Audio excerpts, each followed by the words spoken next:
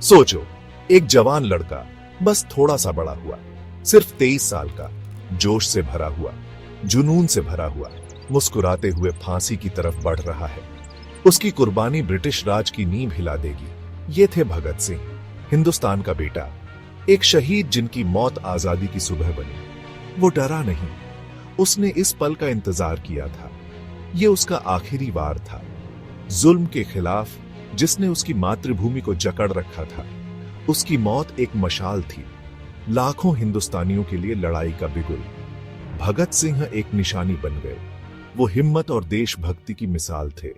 उनका नाम धीरे धीरे फुसफुसाया जाता, एक कहानी जो कुर्बानी से पैदा हुई।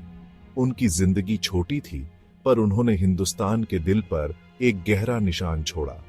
वो आजादी का नारा बन गए। वो एक चमकता सितारा थे, पर उनकी रोशनी बहुत जल्दी बुझ गई। फिर भी मौत में भी वो और ज्यादा चमके।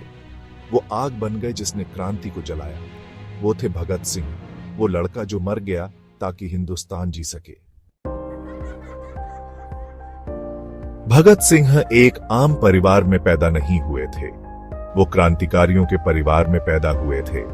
देशभक्ति उनके खून में थी।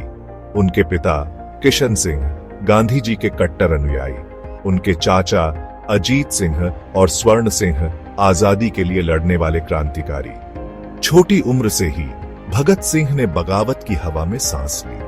उन्होंने अपने पूर्वजों की बहादुरी की कहानियां सुनी।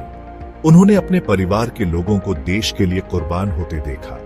इन कहानियों ने उनके जवान दिल में आग लगा दी। वो अपने देश को गुलामी में नहीं देख सकते थे। उन्हें अपने लोगों का दर्द महसूस होता था।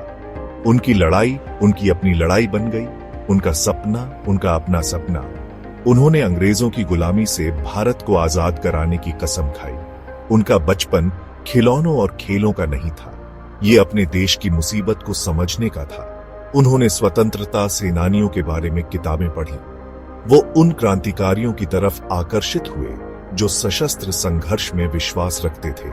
भगत सिंह अलग थे, वो निडर थे, वो महानता के लिए पैदा हुए थे। 1927 भगत सिंह की जिंदगी का एक मोड़। उन्होंने ब्रिटिश राज की क्रूर सच्चाई देखी। साइमन कमीशन भारत आया। इसे भारत के शासन में और सुधारों की सिफारिश करनी थी, लेकिन इसमें कोई भारतीय सदस्य नहीं था। इससे भारतीय नाराज हो गए। ये उनके अपने मामलों में अपनी बात रखने के अधिकार की बिल्कुल अनदेखी थी। देश भर में विरोध प्रदर्शन शुरू हो गए। लाहौर में एक प्रमुख नेता लाला लाजपत राय ने एक शांतिपूर्ण प्रदर्शन का नेतृत्व किया। अंग्रेजों ने हिंसा से जवाब दिया। पुलिस ने प्रदर्शनकारियों पर बेरहमी से लाठियां बरसाईं। लाला लाजपत राय गंभीर रूप से घायल हो गए और कुछ दिनों बाद उनकी मृत्यु हो गई। भारत सदमे में था। भगत सिंह बहुत दुखी थे। उन्होंने लाला लाजपत राय की मौत का बदला लेने की कसम खाई। ये घटना एक मोड़ थी। भगत सिंह ने अपने साथियों के साथ हथियार उठाने का फैसला किया। उन्होंने हिंदुस्तान सोशलिस्ट रिपब्लिकन एसोसिएशन बनाई। उनका उद्देश्य भारत की पूर्ण स्वतंत्रता। वो सशस्त्र क्रांति में विश्वास रखते थे। उनके कार्यों ने ब्रिटिश प्रशासन में हलचल मचा दी। भगत सिंह, वो लड़का भगत सिंह, क्रांतिकारी बन गया था। भगत सिंह कर्मठ इंसान थे, लेकिन वो एक विचारक, एक लेखक भी थे। वो जनता को शिक्षित करने में विश्वास रखते थे। उन्होंने अपनी विचारधारा के बारे में खूब लिखा। वो हर भारतीय के दिल में वही आग जलाना चाहते थे। उन्हें 1929 में केंद्रीय विधानसभा में बम फेंकने के आरोप में गिरफ्तार किया गया था। उन्होंने मुकदमे को एक मंच के रूप में इस्तेमाल किया। उन्होंने ब्रिटिश साम्राज्यवाद के खिलाफ निडर होकर बात की। उन्होंने भारत के उनके शोषण का पर्दाफाश किया। उन्होंने अपना बचाव करने से इनकार कर दिया। इसके बजाय उन्होंने अदालत का इस्तेमाल क्रांति का अपना संदेश फैलाने के लिए किया। उनके जबरदस्त भाषण लोगों के दिलों तक पहुंचे।